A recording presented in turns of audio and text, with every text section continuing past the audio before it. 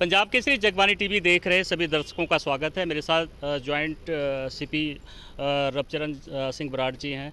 एक मामला लुधियाना में इन्होंने सॉल्व किया है कि एक लुधियाना में व्यापारी आया था यूपी से और उसके गांव का ही एक व्यक्ति उसको आरी से टुकड़े टुकड़े काट करके कहीं फेंक दिया। उसके पूरे बारे में हम बात करते हैं जॉइंट सीपी साहब से। जी, बहुत ही दुख भरी बात हुई है।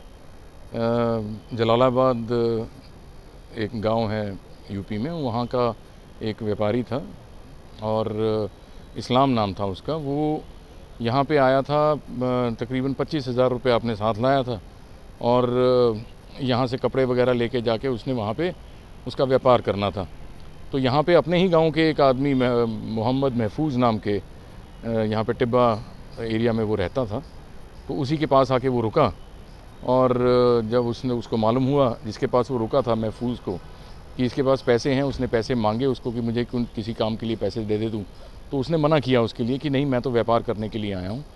तो उसी रात को उसने उसके गले में चाकू मार के और उसके बाद उसके शरीर पे और वार किए और फिर उसके शरीर को आरी के साथ काट के अलग अलग बोरियों में डाल के और अपनी जो वो रेहड़ी थी, वो अपनी रेहड़ी के ऊपर उसको जाके उसने नहर में डाल दिया, अलग अलग जगहों पे।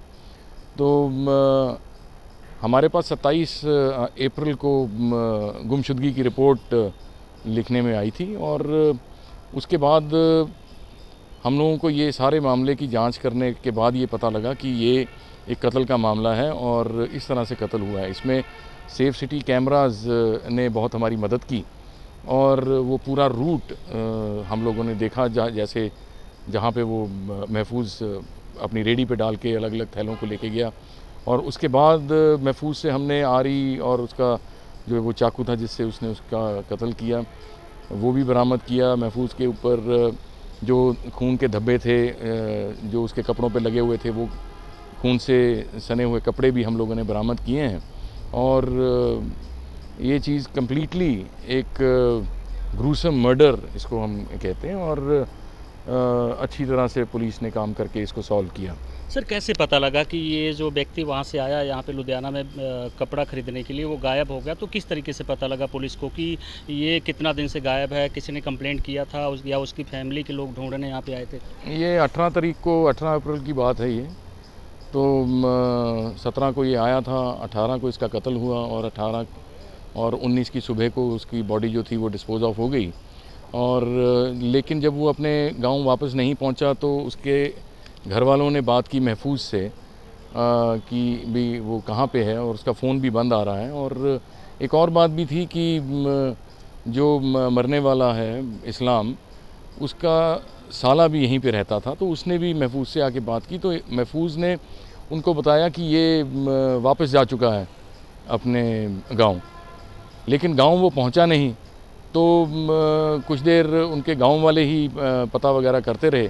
27 तारीख को आके उन्होंने गुमशुदगी की रपट लिखाई और उसके बाद फिर गांव वालों ने ही महफूज से काफ़ी बातचीत की और महफूज ने फिर दबाव में आके उनसे ये बात कबूल ली उनके पास कि उसने इस तरह से मर्डर किया है। अच्छा सर, जैसे आपने बोला कि उसकी आरी से टुकड़े टुकड़े कर दिया था वो, तो वो बरामद कैसे हुआ? कुछ हिस्से बरामद हुए या सारी बॉडी बरामद हो चुकी है? हाँ, कुछ हिस्से बरामद हुए हैं। हम लोगों ने एग्जेक्टिव मजिस्ट्रेट की हाजिरी में उसकी निशानदेही पे हम लोगों ने जाके ये चीज़ें बरामद की हैं और अभी हमारी जो सर्च है वो और ज़्यादा चल रही है, क्योंकि नहर में उसने डिस्पोज ऑफ किया है कि वो अभी कहाँ कहाँ पे है, क्योंकि खुद उसको इतना अच्छी तरह नहीं मालूम था कि उसने कहाँ कहाँ किया है। लेकिन मैंने पहले भी आपको बताया कि सीसीटीवी, सेफ सीसीटीवी जो हमारा सिस्टम है, उसने हमको बहुत मदद की है इसमें। सर, आपका बहुत लंबा एक्सपीरियंस रहा है पुलिस में, कि इसको किस तरीके से देखते हैं? जो मर्डर इतना ख़तरनाक तरीके से किया गया है, तो क्या मैसेज आप पास करना चाहते हैं जो व्यापारी यहाँ आते हैं लुधियाना में, उनके साथ दोबारा ऐसा इंसिडेंस ना हो? देखिए, सिर्फ महज 25,000 रुपये के लिए एक आदमी ने दूसरे आदमी की, और वो भी अपने ही गांव के एक साथी की, जान ले ली। इससे मैं समझता हूं कि बहुत थोड़े से अमाउंट के लिए किसी व्यक्ति की जान ली गई है। और इस चीज़ से सब लोगों को समझ आ जानी चाहिए कि अगर वो, अब ये आदमी भी उसका परिचित था, वो एक भरोसे के साथ रह रहा था। लेकिन और एक बात और बहुत अच्छी इसमें ये हुई कि उसने बता के अपने परिवार को बताया हुआ था कि वो कहाँ रह रहा है। तो ये जो चीज़ें हैं ये तो ट्रेस करने में हमारे काम आ जाती हैं, लेकिन इन चीज़ों से बचने के लिए ये ज़रूरी है कि अगर कोई पैसे वगैरह, अगर कोई बंदा और कोई व्यक्ति इसको कैरी करता है तो वो उसको शेयर ना करे, ताकि दूसरे व्यक्ति को उसके बारे में लालच हो जाए। वो उसको अपने पैसे जो हैं वो महफूज रखने चाहिए।